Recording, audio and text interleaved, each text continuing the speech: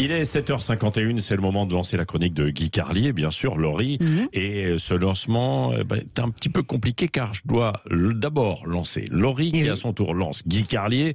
Bon, ce sont les aléas de la parité, hein, visiblement, c'est ça. Bon, moi je vais réviser mon interview politique de 8h15. Je vous laisse, quoi, en fait, c'est ça. Justement, Guy va nous parler politique aujourd'hui et plus précisément d'un drame qui secoue l'Assemblée nationale, fait vaciller même notre Constitution. C'est la pénurie de Jet 27 à la buvette de l'Assemblée.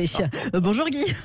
Bonjour Guy. Bonjour Laurie, bonjour Patrick, bonjour à tous. Et oui Laurie, certains événements nous rappellent la fragilité de nos institutions et il a suffi d'une pancarte accrochée à la porte de la buvette de l'Assemblée nationale sur laquelle était écrit rupture de stock de Jet 27 pour entraîner nos élites politiques dans la tourmente. Voilà pourquoi, contrairement à certains confrères chroniqueurs, je n'irai pas à la facilité, je ne ricanerai pas de cette pancarte accrochée à la porte de la buvette de l'Assemblée nationale parce qu'au fond, il n'y a pas de quoi rire.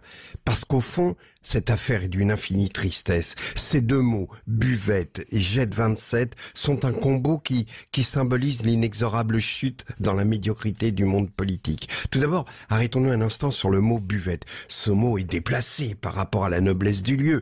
Buvette, Assemblée nationale ne sont pas deux mots qui vont très bien ensemble, même s'il y a une certaine poésie populaire dans le mot buvette. C'est vrai, une buvette c'est bucolique, ça évoque les stades de foot de district, la main courante autour du terrain sur lesquels s'appuient les parents qui encouragent leurs mômes et se retrouvent à la mi-temps à la buvette, qui est une cabane de bois, sans frigo. On rafraîchit les Fanta orange en les laissant tremper dans des poubelles remplies de pain de glace. C'est ça, une buvette. Et le Jet 27, c'est pareil. C'est une boisson d'ados qui s'ennuient le samedi soir, qui vont acheter une bouteille de Jet 27 au Carrefour City de leur quartier et qui la descendent en regardant des séries Netflix. C'est peut-être idiot, mais cette évocation de la cabane de bois, de la picole du samedi soir est à l'image de la dégradation de l'image, justement, des hommes politiques.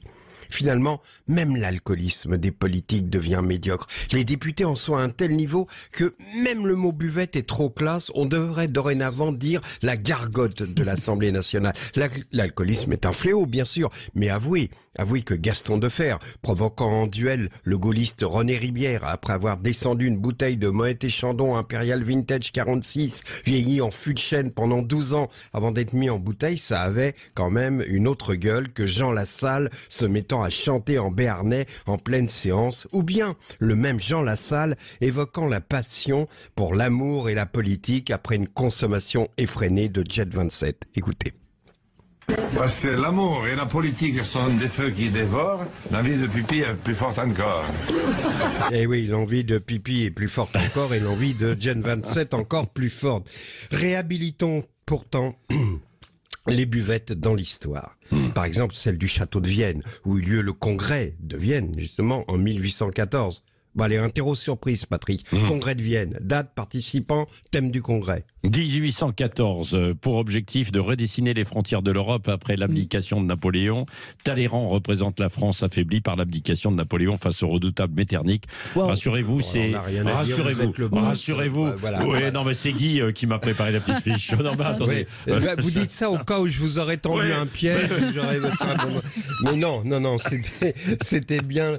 C'était bien ça. Et bon, on connaît évidemment les talents de Talleyrand. Et vous savez qu'il avait acheté le domaine de Aubryon, mais il était aussi friand de Châteauneuf-du-Pape. Et ça, c'est authentique.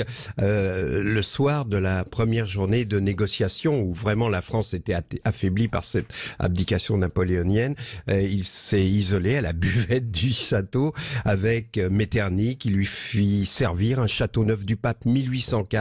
Et finalement, les conditions de réédition de la France furent moins sévères qu'on l'attendait. Et puis cette nuit-là, très tard, dans les jardins du château de Vienne, sous les balcons de la chambre de la comtesse Marie-Christine, on a entendu Metternich enivré par Talleyrand à la buvette du château qui chantait ça. Je suis sous